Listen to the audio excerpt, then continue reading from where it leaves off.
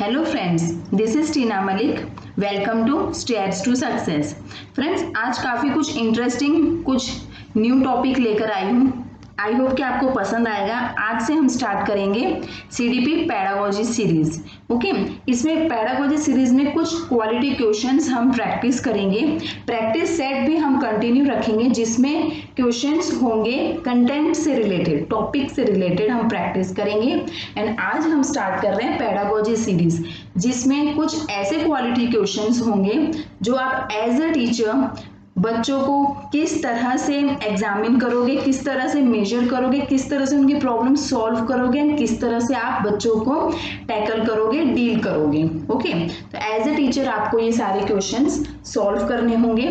Okay, I hope कि आपको आज का ये जो न्यू कंसेप्ट मैं लेकर आई हूँ पेडागोजी सीरीज आपको पसंद आएगा। फर्स्ट सीरीज है ये। ओके, कुछ क्वालिटी क्वेश्चंस हम प्रैक्टिस करेंगे। So let's start now. First question देख लेते हैं। Which of the following are important barriers in the equalisation of educational opportunities.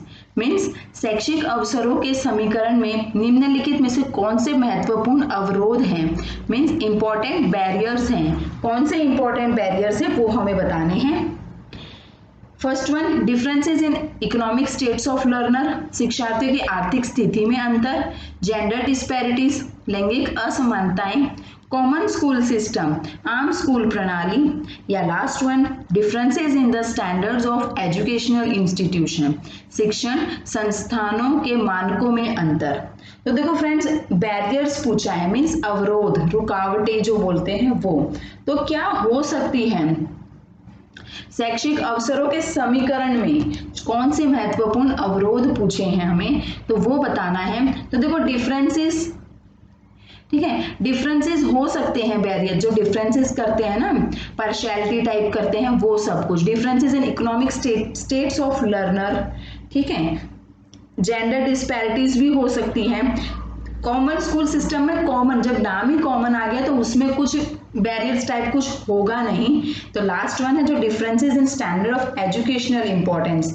तो friends, answer will be A, B and D. A, B and D का जो combination है जो हमें option C में दिख रहा है, that will B correct answer. Okay, late proceed now. आगे देखते हैं। Second one, a teacher would become more effective if. देखो पेडागोजी सीरीज में जो मैं क्वेश्चंस लेके आऊंगी ना, वो क्लासरूम क्वेश्चंस होंगे। मीन्स एज ए टीचर आप किस तरह से ऐसे स्टूडेंट्स को किस तरह से टैकल करते हो, किस तरह से डील करते हो, एज ए टीचर आपको सोचना है।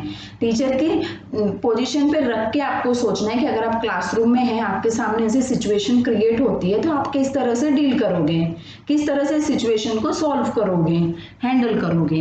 ओके, तो पेडागोजी सीरीज में मैं इस तरह के क्वेश्चंस लेकर आऊंगी। हम प्रैक्टिस करेंगे, प्रैक्टिस करके हम क्या बोलते हैं, जो हमारा कंसेप्ट होगा वो भी क्लियर हो जाएगा। ओके, एग्जाम में काफी हेल्पफुल रहेंगे क्वेश्चंस। एंड प्रीवियस ईयर से रिलेटेड ही क्वेश्चंस है, ये इंपॉर्टेंट क्वेश्चंस है, पूछे गए क्वेश्चंस हैं।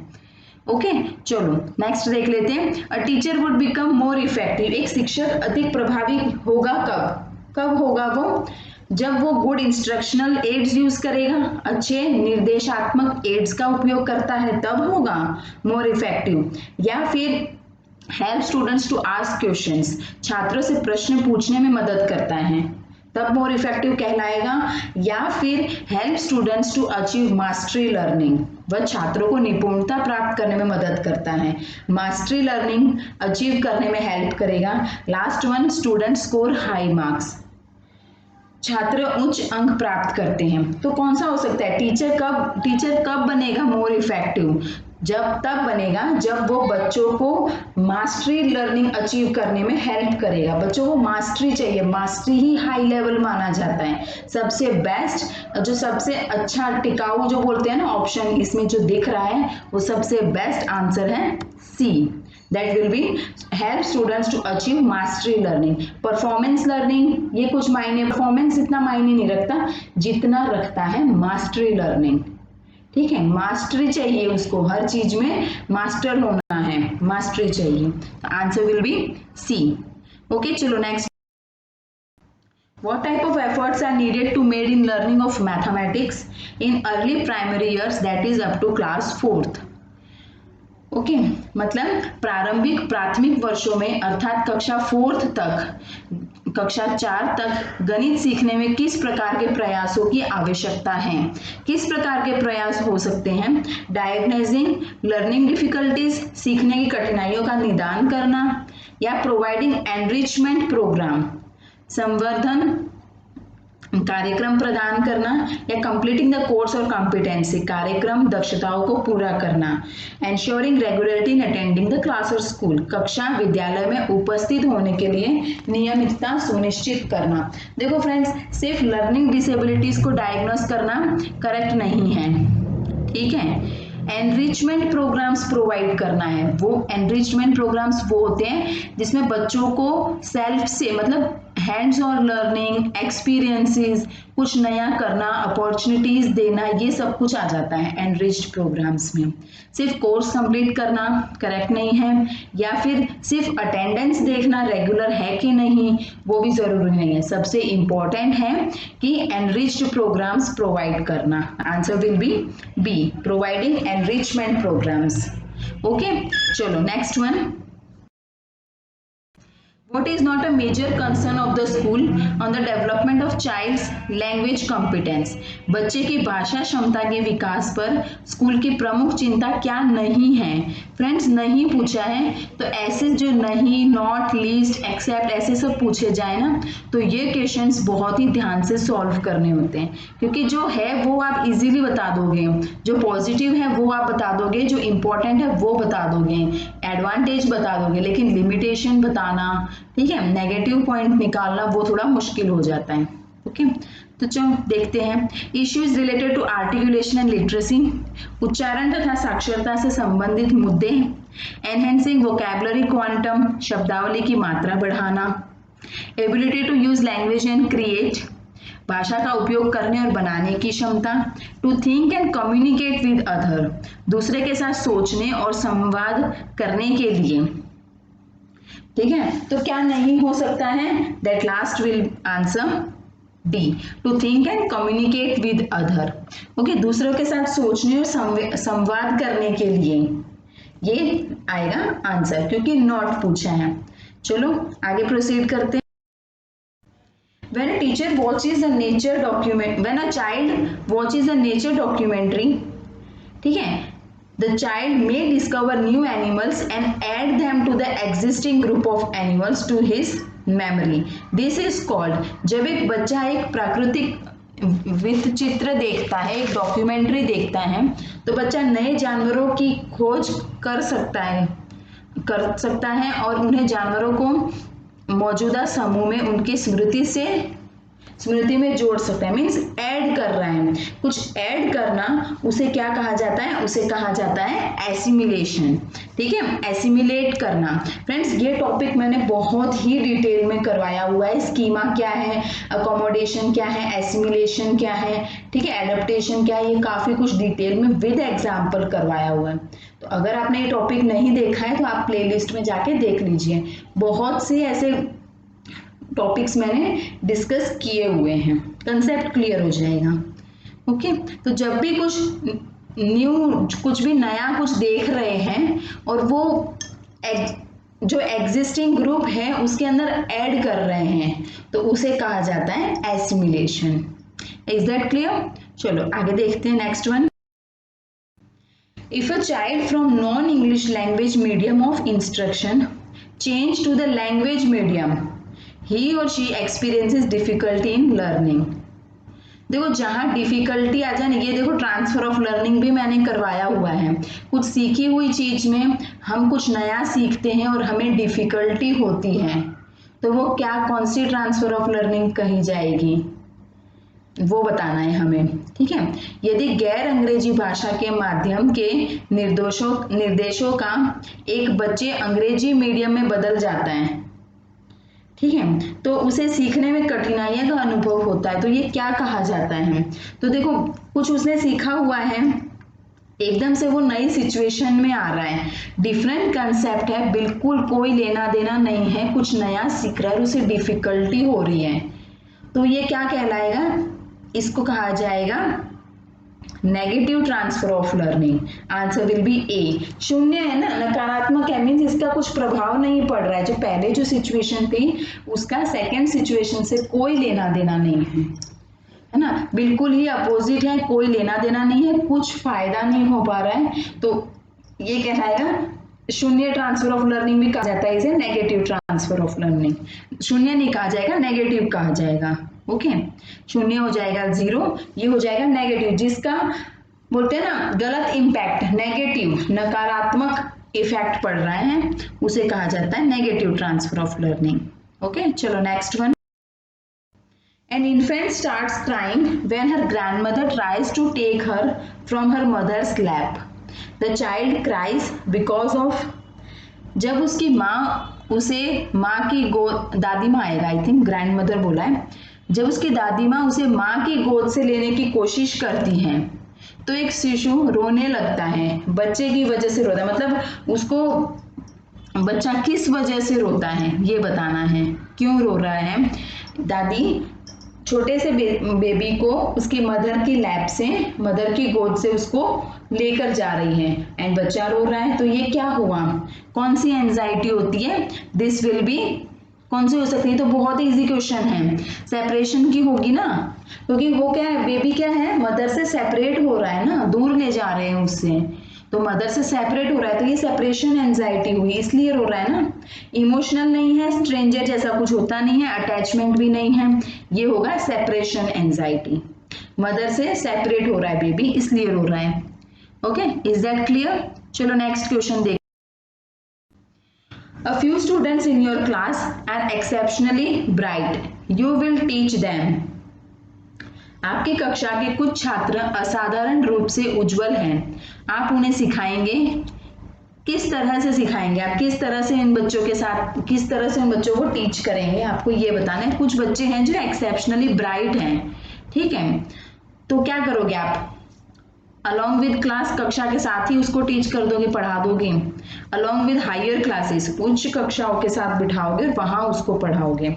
बाय यूजिंग एनरिच्ड प्रोग्राम्स, समृद्ध कार्यक्रमों का उपयोग करके, या ओनली व्हेन दे वांट, केवल जब वह चाहते हैं। देखो जब वह चाहते हैं, उनका मूड है नहीं है उस तरह से टीच करना, तो ये तो कोई टीचिंग लर्निंग प्रोसेस होगी नहीं, कुछ बेनिफिट नहीं होगा इसका। एंड हायर क्लास के साथ पढ़ाना, ये भी कुछ वो नहीं है कि हम, ये तो वही हुआ ना, सेपरेट ही कर रहे हैं, कुछ बच्चों को अलग कर दिया, हायर क्लास में बिठा दिया, कुछ को इस तरह से, ये भी सही नहीं है, क्लास के साथ भी नहीं। सबसे बेस्ट ऑप्शन जो इसमें दिख रहा है वो है by using enriched programmes. Means क्या कि उनको एक्स्ट्रा कुछ सीखने का मौका दें, ठीक है, उनको एक्स्ट्रा कुछ सीखने का मौका मिलता रहे, हैंड्स ऑन एक्सपीरियंस करे, लर्निंग बाय डूइंग करे, प्रोजेक्ट्स वगैरह बनाए, तो इन सब क्या है, वो भी इन सब से क्या है, वो अदर एक्टिविटीज भी करते रहेंगे एंड उनकी लर्निंग भी प्रॉपर हो जाएगी, ठीक है। By using enriched programme will be answer C, option C will the correct answer. Next one, the prime aspect of NCF 2005, राष्ट्रीय पाठ्यचर्या की रूपरेखा 2005 का मुख्य पहलू। देखो फ्रेंड्स, ये हमने प्रीवियस वीडियो में यही टॉपिक किया था, प्रीवियस सेशन में, नेशनल करिकुलम फ्रेमवर्क 2005, बहुत ही डिटेल में ईच एंड एवरी कंसेप्ट को हमने डिटेल में समझा हुआ है, with example and with detail explanation है ये सेशन। तो अगर आपने अभी तक नहीं देखा है तो प्लीज देख लीजिए, काफी हेल्पफुल है, इंपॉर्टेंट टॉपिक है, सभी एग्जाम्स में पूछे जाते हैं क्वेश्चंस इससे रिलेटेड। ओके, तो चलो हमें ये बताना है कि इसका मुख्य पहलू क्या है।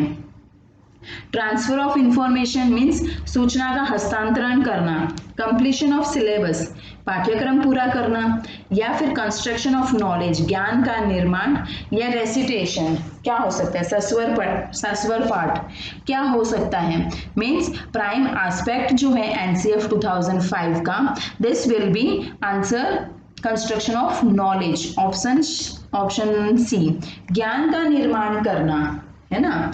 ये कंस्ट्रक्टिविज्म पे ही फोकस करता है ये सबसे ज्यादा, कि बच्चे ज्ञान का निर्माण खुद करेंगे, ठीक है।